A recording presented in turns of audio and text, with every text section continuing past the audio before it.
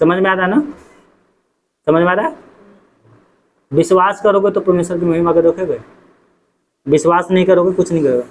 पता है, बस हम खत्म करते हैं, ज़्यादा नहीं 5 मिनट और, उसके बाद हम प्रार्थना करेंगे। एक परमेश्वर का बच्चा था, उस समय बच्चा ही था, हमसे भी छोटा उम्र का था, उसका नाम था यूसुफ। क्या नाम था? और उसकी 12 भाई थे। कितने भाई? मतलब टोटल 12 थे, 11 भाई थे और एक ये था। पता है, उसने सपना देखा। क्या सपना देखा? कि मेरे 11 भाई जो है ना, वो मेरे को प्रणाम बोल रहे हैं। प्रणाम का मतलब समझते हैं ना? जो बड़ा होता है वो पहले प्रणाम नहीं कहता है, जो छोटा होता है सबसे पहले नमस्ते वही बोलता है। परंतु प्रभु में सब बड़ा छोटा सब बराबर है ना। परंतु एक दुनिया के रीत है ना, एक रीति रिवाज है कि जो मेरे से छोटा है वो मेरा पैर छुएगा, है ना। उसने सपना देखा कि मेरा 11 भाई क्या है, मुझे दंडवत कर रहे हैं।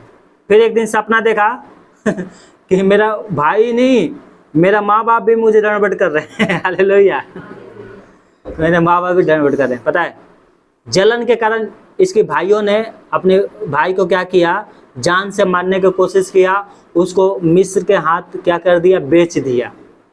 और पता है, जहाँ गया वहाँ पर क्या किया, वो तो गुलामी है ना, नौकरी तो है, एक खरीद के लाया, तो उसने काम काज करने के लिए उसको दे दिया। और पता है, वचन में लिखा है, जो कुछ भी काम करता था वो काम सफल होता था।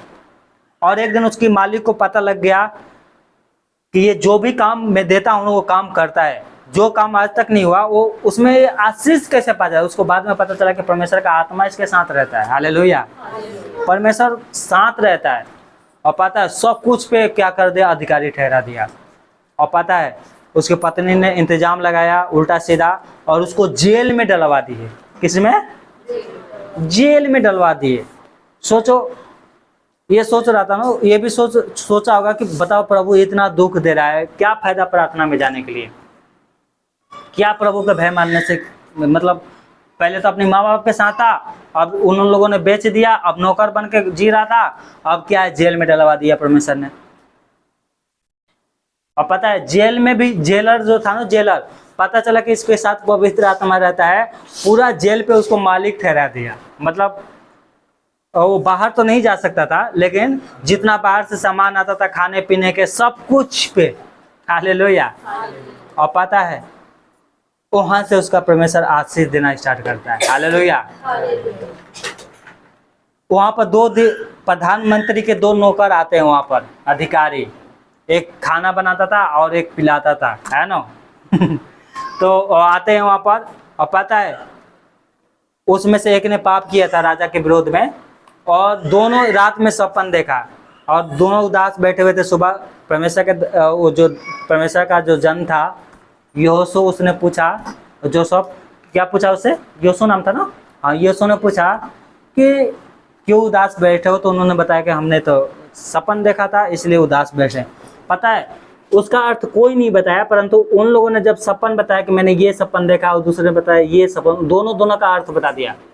उसमें से एक जो खिलाने वाला था उन्होंने बताया कि तूने पाप किया है इसलिए राजा तेरे को मरवा देगा, और तुमने पाप नहीं किया, तेरा नौकरी क्या हो जाएगा, दोबारा मिल जाएगा।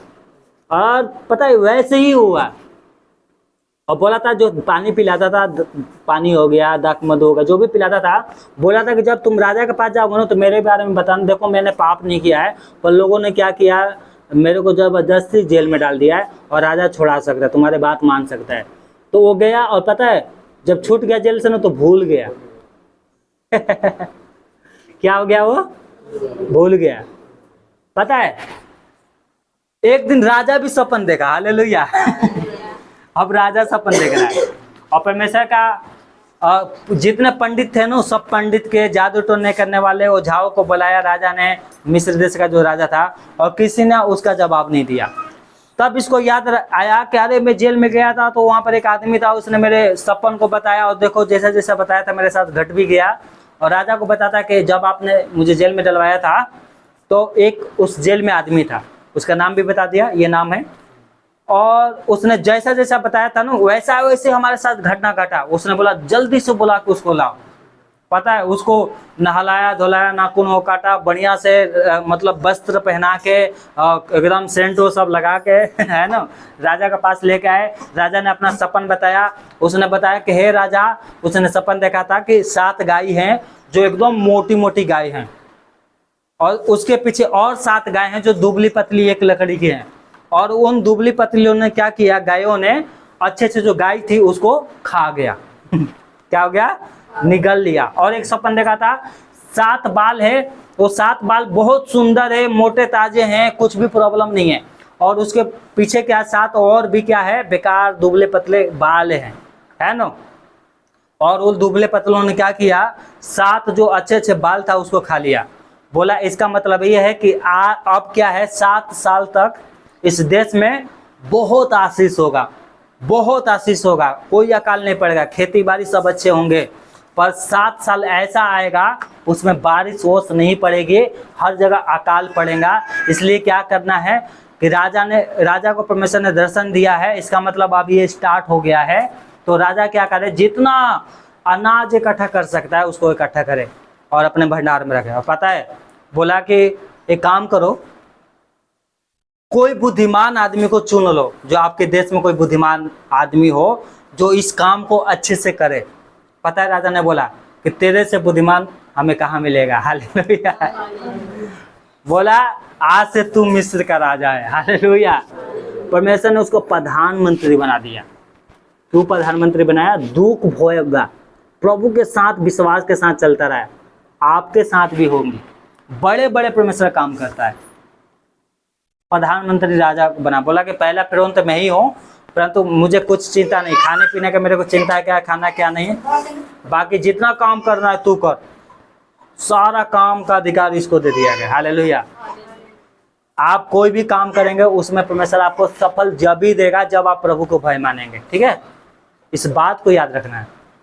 आपका काम नहीं बन रहा है, पहले अपना रिश्ता परमेश्वर से सही करो, अपना कनेक्शन परमेश्वर से सही करो।